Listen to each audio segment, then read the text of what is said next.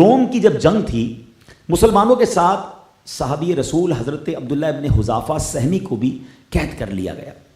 اچھا رومی سردار نے تمام مسلمانوں کو اپنے دربار میں بلایا. حضرت عبداللہ بن حذافہ سہمی سے کہا کہ نصرانی ہو جاؤ, عیسائی ہو جاؤ, ورنہ تمہیں تانبے کی دیگ میں ڈال کر جلا دوں گا. یہ سن کر آپ نے جواب دیا ایسا کبھی ہرگز نہیں ہو سکتا, میں ایمان سے نہیں پھروں گا, میں مذہب نہیں چھوڑ سکتا. تو اب اس نے تیل کا دیگ منگوائی, تیل گرم کیا, تیل ابلنے لگا, تو پھر ایک قیدی کو بلایا, اس کو کہا غیر مسلم ہو جاؤ, نصرانی ہو جاؤ. اس مرد مجاہد نے انتقال کیا تو سب کے سامنے اس بندے کو اٹھا کر دیگ میں ڈال دیا گیا. دیکھتے ہی دیکھتے سارا گوشت جل گیا, ہڈیاں جو ہیں وہ اوپر تیل کے تیرنے لگی. پھر اس نے کہا اس رومی سردار نے کہ دیکھ لو اس کے ساتھ جو کیا ہے, تمہارے ساتھ یہی کروں گا, تم نصرانی ہو جاؤ.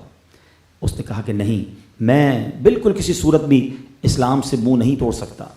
اب کیا کیا, حکم دیا کہ اب ان کو بھی تیل میں ڈال دو. جلادوں نے پکڑا, آپ کو تیل کے قریب لے گئے, تو اب آپ نے اچانک رونا شروع کر دیا. جلادوں نے بتایا کہ یہ قیدی تو رونے لگ گئے ہیں, تو واپس بلایا, کہا لگتا ہے کوئی چینجنگ آ رہی ہے پلان میں, گھبرا گئے ہیں, موت قریب آ گئی ہے. کہا بتاؤ کیوں رو رہے ہو, اگر کہتے ہو تو میں نہیں چلاتا تمہیں, اسلام چھوڑ دو اور نصرانی مذہب اختیار کرو.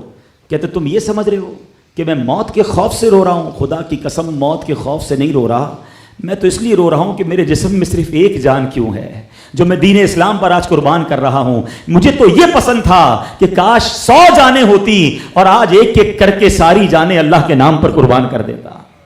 اب جب سردار نے یہ سنا تو وہ حیران ہو گیا کہ کسی کو اپنے دین سے اتنی محبت بھی ہو سکتی ہے کہ وہ مرنے پر بھی اس لیے رو رہا ہے کہ اکیلا کیوں, میری اور جانیں ہوتی وہ بھی میں اللہ کے نام پر قربان کر دیتا. تو اب اس نے ایک اور آفر کی, کہتا ہے اچھا ایسا کرو, جلاتا نہیں ہوں, تم نصرانی مذہب اختیار کر لو, میری بڑی حسین و جمیل بیٹی ہے, میں اس سے شادی کر دیتا ہوں اور حکومت میں بھی تمہیں حصہ دوں گا.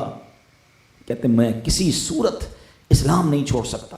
اس نے کہا اچھا چلو ایک کام کرو, ایک تو میری شرط مان لو, میرے سر پر بوسہ دے دو, میرے سر پر بوسہ دے دو, میں تمہیں بھی آزاد کر دوں گا اور 80 مسلمان جو میرے ساتھ قیدی ہیں ان کو بھی آزاد کر دوں گا. اب آپ نے بڑا غور کیا, آپ نے کہا واقعی تم ایسا کرو گے؟